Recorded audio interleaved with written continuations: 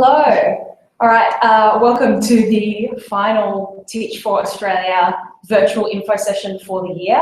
My name's Patricia and this is my colleague Amelia. We're super excited to be with you via the internet, particularly because it is the last few days before our April 17 deadline. So stay tuned to learn a bit more about the two of us, a bit more about the Teach for Australia program, and find out how to put your best foot forward in our application process.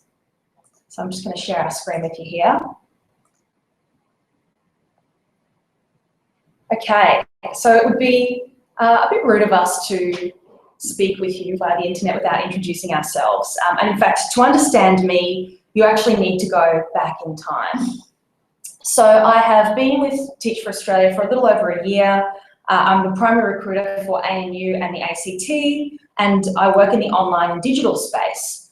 But this photo, in fact, shows me in 2005 when I was 16 years old. You can see that's me with the blue dress there. You can tell that overplucked eyebrows were obviously all the rage in 2005. But that's me at a Model United Nations in the glorious metropolis of Adelaide. It's my first time overseas, so as you can see, I'm really kind of happy. First time interstate rather, not overseas. And we're all pretty stoked because we're at the delegate dance after a day of mock debating UN issues. And you can't tell from this photo, but this kick-started for me 6 years of involvement with the UN Youth Association. It kick-started my involvement in the social change sector. And I think really it kind of changed the trajectory of my life. And the reason that, whoops, I've gone too far. The reason that it did that was because I had a wonderful teacher. My literature teacher, Miss Arnott, came up to me after class one day. She said, look, I really think that you should do this nerd camp. And because of her, you know, I really feel like my future career options and in fact my education were changed. And you can see here that there's me 5 years later at the actual United Nations. So obviously the eyebrow situation hasn't changed much since then. So I might throw over to Amelia to introduce herself as well. Great. Hi, everyone. I'm really excited because this is in fact the final information session for round 1 of 2016. So this is your last opportunity to hear all about TFA. Like Patsy said, it would be remiss of us not to discuss ourselves. So briefly, here is me and my mum, many years ago now, at my first graduation from Melbourne University. The reason I'm using this photo is because I imagine for many of you out there, my story is a very familiar one.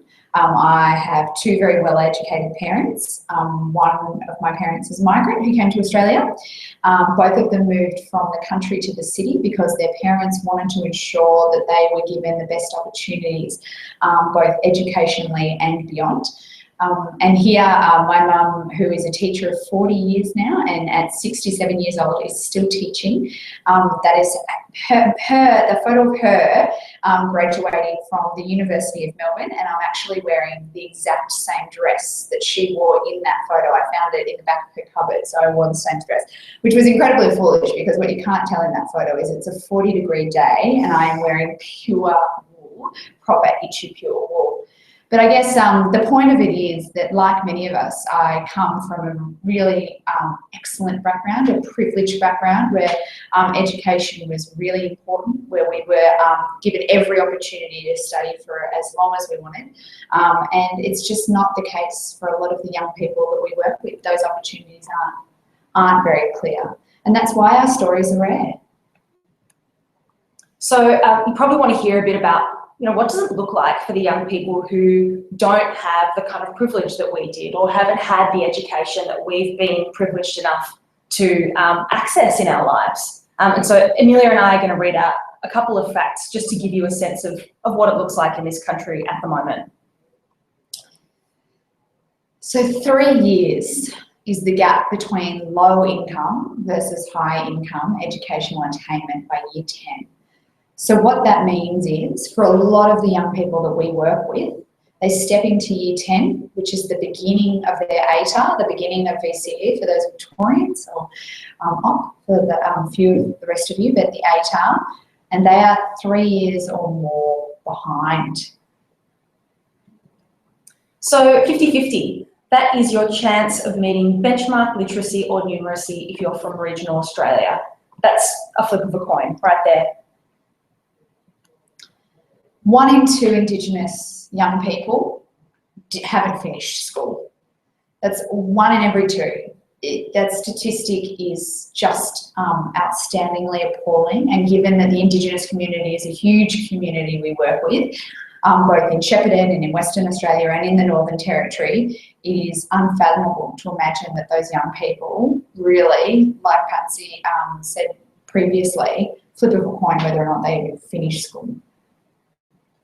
And then, as you can see here, that's 75% of kids in juvenile justice who drop out of school before year 10. And I want you to take a look at this photo because you can see down here, that's the University of Melbourne. Some of you listening today will be Uni of Melbourne students. And then you hop in the car, travel through Parkville, the short drive to Melbourne Youth Justice Centre. That's the home of Parkville College, one of our placement schools. So it's a 10-minute drive, but just think for a moment about the distance between the people that inhabit these 2 buildings.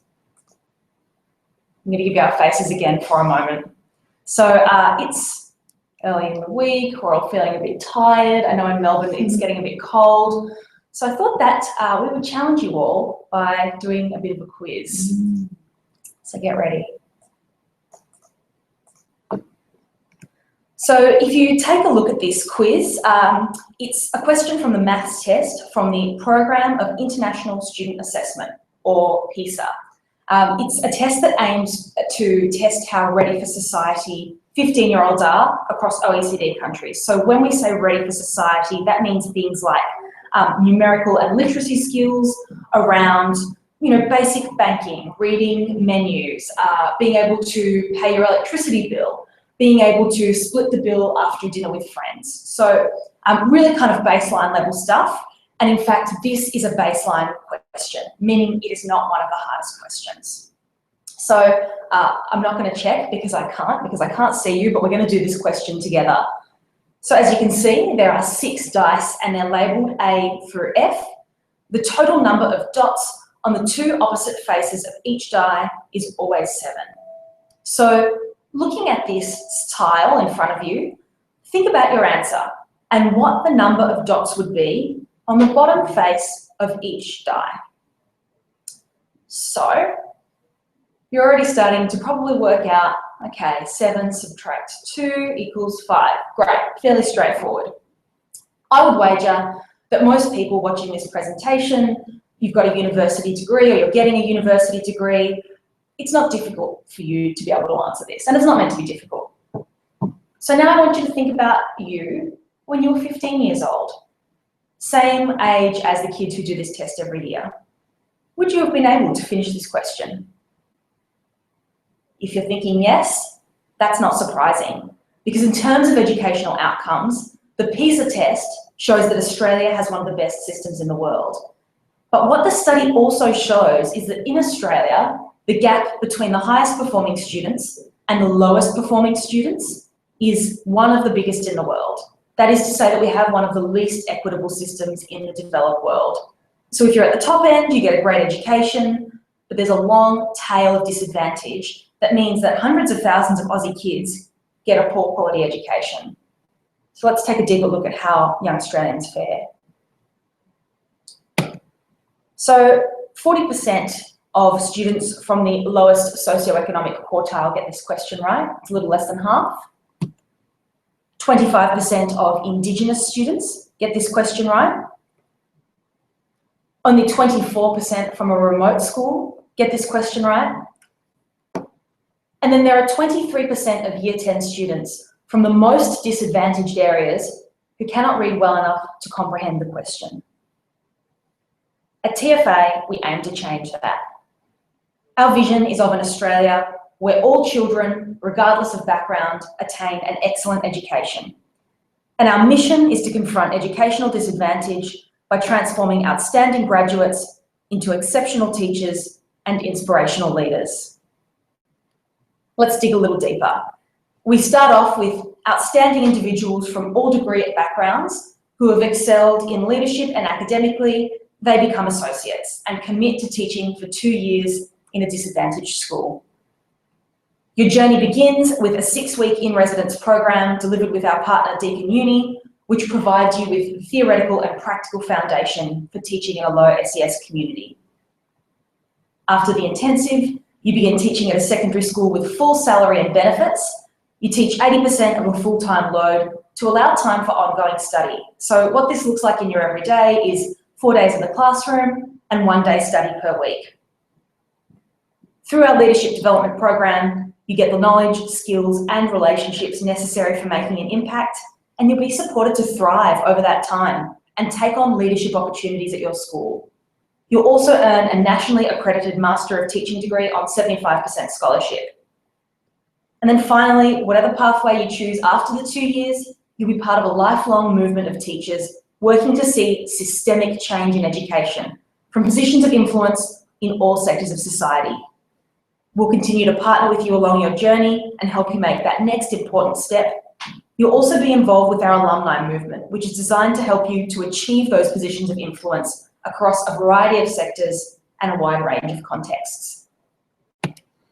Now, I know you've just taken on a lot of information there, and certainly there will be an opportunity at the end for some questions. So do remember to hold on to your questions or write them down, because we are going to address them the best we can. I guess a really important factor as part of the program is actually the wraparound support that we offer, and it is scaffolded throughout the 2 years in order to provide the best possible support, because at the end of the day, we want to see you as successful. And so every step that we take is to ensure that you will be as successful as you can in this program and in making a real impact. So first things first is the Teaching and Leadership Advisor. This person is a Teach for Australia staff member who basically acts as a teacher coach. Their role is to come and visit you up to 4 times a term. They'll observe your classes and then support you in learning and understanding, in writing lesson plans. They might even take the opportunity, if you choose, to team teach with you in a classroom. They're there to help ensure that your experience as an associate is one that is reflective of what we've promised, that you are digging your hands into the dirt, you are seeing the opportunities, and you are making the impact that you hope to make. Following them, we also have an in-school mentor. As Pat and Sis outlined, we have a relationship with schools that is working alongside them. It is a partnership. So we don't actually operate with any school that isn't interested in working with us. And we certainly don't pretend to have the magic key to eradicating educational inequity. And so a big part of what we do is working alongside schools. So the in-school mentor is in fact a school teacher, usually in the senior leadership team of the school in which you're placed, who's been there for 5 to 10 years and is there to help you navigate the culture of the school and the community that you're working with, as well as some of those fundamentals like how to use the printer, where to find the stationery. But a big part of their role will be supporting you to become the best and most successful teacher that you can. Alongside them is our third level of support. We provide you with a Master of Teaching through Deakin University, our partner university. So as part of that partnership, Deakin University also offers support to ensure that you complete your Master of Teaching at the end of the 2 years, which is obviously vital to ensuring that you become a teacher. Through that, they provide you with a Deakin University mentor who's there to help support you in completing assessments, making sure that you're getting things in on time, making sure that your assessments are relevant, and helping you navigate and juggle both the challenge of the classroom as well as completing your university studies, which is paramount. Finally, the leadership coaching, or almost finally, the leadership coaching is an opportunity we afford you in your second year. As a second year associate, you've found your feet, you kind of know the game now, you're familiar with your school, how things operate and the policies of things. So a leadership coach is designed to take your leadership opportunities to that next level. We truly believe in systematic change, and through the leadership coaching opportunity, that's the way that we can engage in that. Your leadership coach will be someone in a field that you're interested in developing in. For some of you, it might be, I'm looking to move up in the world of education. For others, it might be beyond the classroom. So your leadership coach will work with you to get an understanding of what your impact will be long term, as well as supporting you to be the best advocate and leader you can to make a real change beyond the classroom or within the classroom towards eradicating education inequity. And finally, but not least importantly, is your cohort. The people that will work with you, whether in your school or just a lot of our associates will actually find when they relocate, they'll move in with other members of their cohort. This support is invaluable and shouldn't be forgotten. There is also alumni at a lot of the schools that we place our associates in. So the opportunity for you to garner knowledge, to feel supported and growth in understanding is huge from the perspective of the cohort. So most of you are here because you're interested. That's awesome. Here are our baseline eligibility requirements. You need to meet these to apply, so please cast your eye over them. These exist for a couple of reasons. First of all, because we are primarily government funded, and so they've placed some restrictions around who we can accept into the program. So at the moment, you need to be a citizen or permanent resident of Australia.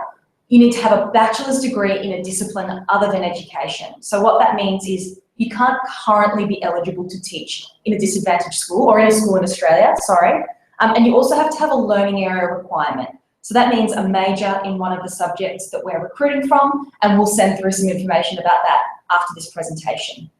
I also want to call out that we do nominally ask for a high credit average in your studies so that we can understand that you'll be able to work with the demands of the master's level coursework. At the same time, it's not a hard and fast rule. So we do look at all applications holistically.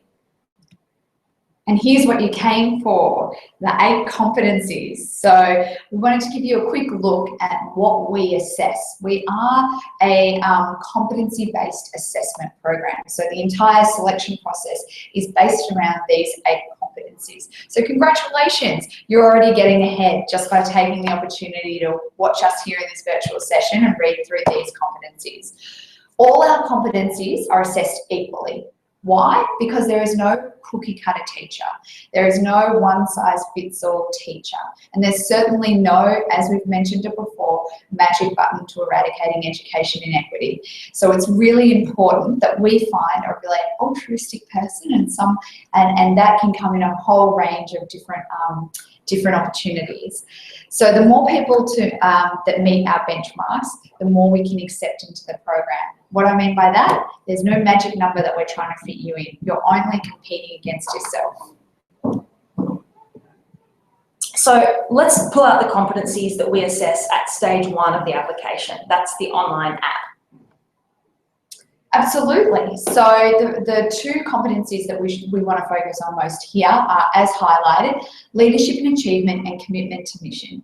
So leadership and achievement is an important one.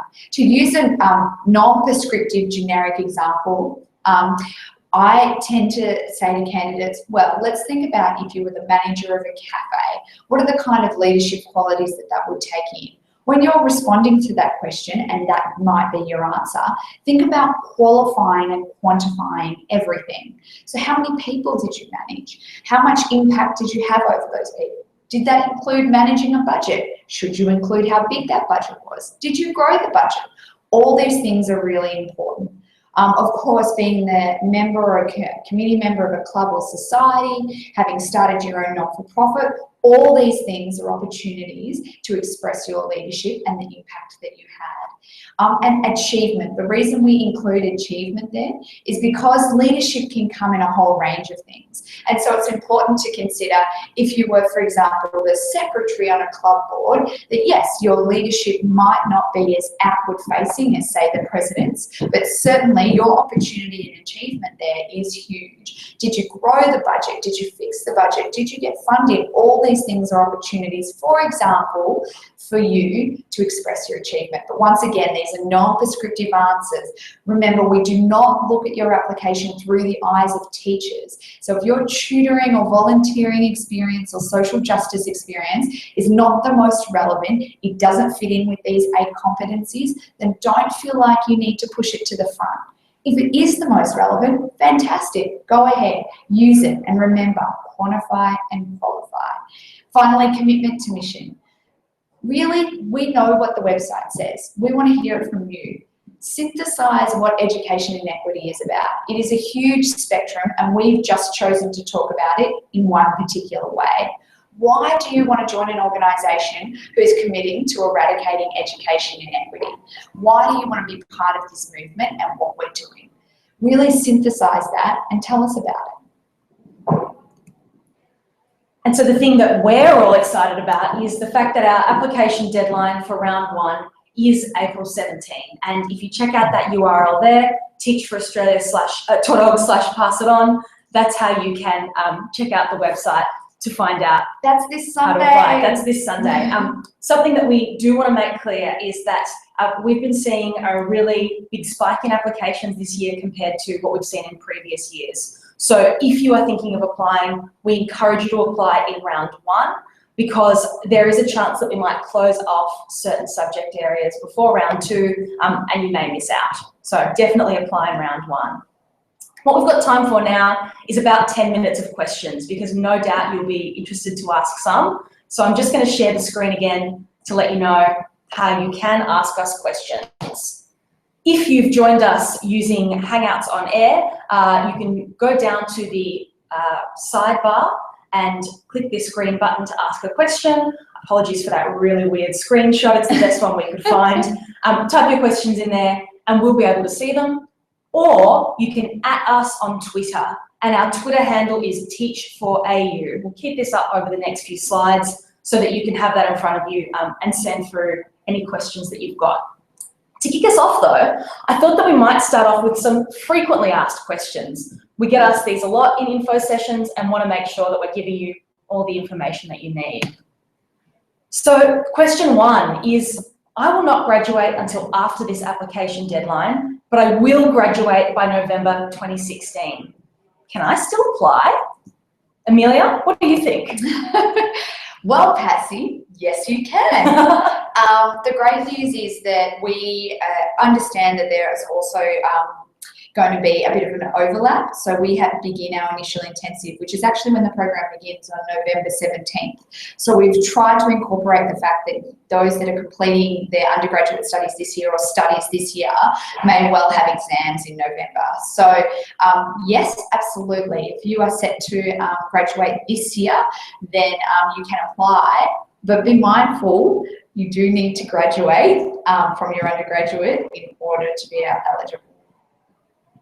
Terrific. I'm going to screen share again. Let's see if this works. We're testing my technological skills here. So for FAQ number 2 is, I'm a mature age student or professional. Is this program for me? This is a question we get asked a lot, but I actually really like answering it because when we first began, Teach for Australia really did attract mostly graduates and people who are fresh out of uni. Now that we've been around for 7 years, we've seen that really change. And in fact, 60% of our associates have professional work experience and around 30% could be considered mature age. So they've been out of uni for more than 5 years. So I think what that means, that's us.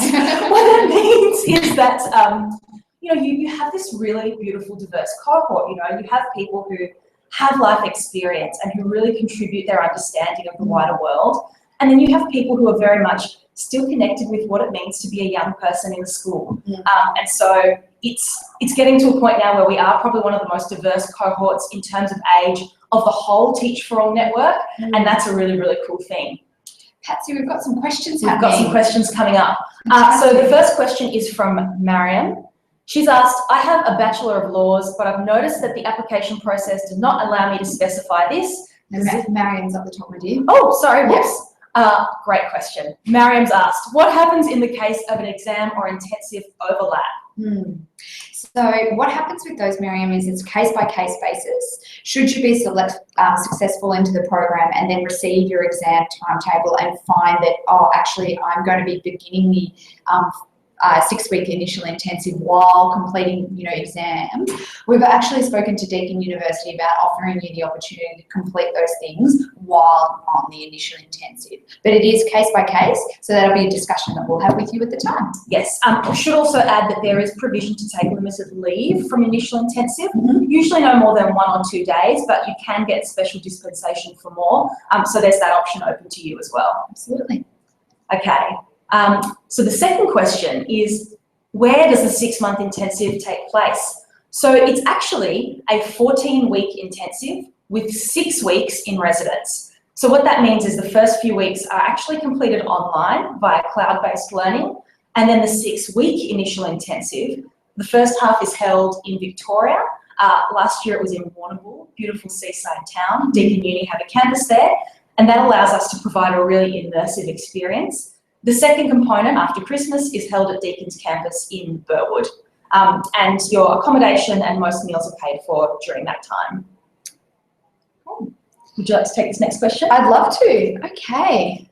I have a Bachelor of Laws, but I've noticed the application process does not allow me to specify this outside of selecting other. Does this mean I'm not meeting the relevant learning area requirement you are recruiting for this round? Really good question, and we've had some of these questions about the application process as well. No, it doesn't. You are still very much have the correct learning area requirement. What we've tried to do in this round is be a little more specific about people providing us with learning areas. So for example, engineers have found that we've actually removed the opportunity to just say engineer, and we're asking people to be a bit more specific. In your case, if other is the most appropriate, that's absolutely fine. Tick other. What will happen during the process is, should you be successful, we will actually assess your transcript and determine the learning areas based on what Deakin University can actually teach you in. So at the end of the day, you'll discover kind of whether or not you can teach legal studies as a learning area. But it is kind of dependent on what learning areas Deakin University actually support you to learning, if that makes sense. And for people who haven't determined whether their learning area meets that requirement yet, there's a section on our website called Eligibility and Selection Criteria. You can actually download a PDF with a full breakdown of all the learning areas, and that just gives you a sense of satisfaction. Well, a sense of understanding regarding the learning areas that Deakin offer us. Terrific. We might go to another FAQ. Yeah, absolutely. So the next question is, do TFA associates stay in the classroom? And this is one that comes up a lot, because I think that, if people are doing a program like TFA, they want to be creating a true impact. And so they want to know that they're part of a program that is really effective. So I should say the short answer is yes, TFA associates do stay in the classroom. I've actually got a copy of our impact report here, 7 years of TFA. It's a riveting read if you want to get a copy. And available on the website as well. If you head to our corporate website, not the Pass It On one, the teachforaustralia.org one, you can click on our impact and actually get an opportunity to read all about what we've been doing the last 7 years. So in this impact document, we've basically collated all of the best independent research about TFA over the 7 years of our program. And what it's found is that compared to people going through either a bachelor level or a postgrad level teaching degree, Teach for Australia associates complete the program at a greater rate. When you look at the number or proportion of people who start teaching, so teachers from a bachelor degree, 44% of them start teaching. From a postgrad degree, 52% start teaching. And then from TFA, it's 94%. And then when you look at who remains in the teaching profession beyond 5 years, for traditional teaching pathways, it's between 22 and 26%, whereas with TFA, it's over 60% of associates who remain in the classroom. So I think that really speaks to the kind of passion that people have for this work. What's not represented here is that there's a further 15% of people who are not in the classroom but still in education. So that's working for the organisation, working in policy, curriculum, non-profits, think tanks, and so they're still having a really big impact as well. Shall we answer a few more of these questions? Let's answer a few more of these questions. Okay. Do I have an option to seek my own accommodation instead of staying in residence? So this particular question is referring to the 6-week initial intensive, which at this stage is being held in Warrnambool, at the Deakin University campus in Warrnambool. Pats? So at this stage, we prefer that people don't seek their own accommodation because we do want it to be an immersive experience, but also because we've received significant funding in order to house people for the duration of the intensive. There are certain people who perhaps need slightly different housing, for example, if you have children, and then we'll be able to work with you on a case-by-case basis to work out a solution that is best for you. In addition to that, it's worth noting that Teach for Australia do what they can to be equitable regarding cultural diversity. So if for whatever reason you need specific housing or require specific housing in order to be culturally sensitive, we definitely offer that opportunity as well. All right, I've got another question here. Ooh, question from Rebecca. Do you have a specific number of people you are looking for specific learning areas? So it's a simple question with a bit of a complex answer, Rebecca. The short answer is no, we don't have a specific number of people that we're looking for. However, certain learning areas are in higher demand than others, which is why after round 1, it is possible that we will close some of the lower demand learning areas and only open applications to higher demand learning areas. In 2015, what this looked like was in round 2, we only opened applications to people with a degree in physics, maths, chemistry, English, or Mandarin. For that reason, there's 2 things that you can do to really increase your chances of placement if you are in a lower demand learning area. The first is apply in round 1, perhaps close April 17, that's Sunday. The second is to be really flexible with your placement preferences, because the more regions you agree to be placed in, the higher likelihood it is that we'll find a spot for you in one of our placement schools. Also remember, we only place you in true vacancies. So the schools that we partner with will actually provide us with an understanding of where they need teachers and what teachers in what areas they need. So what might additionally happen is what happened last year, where a number of our schools came back to us and said, have you got any music teachers? We need music teachers all of a sudden. So there is that opportunity where these things can change. But again, I couldn't suggest you follow Patsy's advice anymore. Absolutely apply in the first round. I guess the other thing to note is we're wrapping up, but if you have any more questions or you need more details or your specific question wasn't answered in this session, there is absolutely an opportunity to have a discussion with either myself, Patricia, or anybody else in our team. What's the best way to go about that, Pats? So if you have registered online through Eventbrite, we have your email address and we'll send you a link to our website and where to find more info. But we'll also let you know how to get back in touch. If you have more questions, please don't forget to apply by April 17.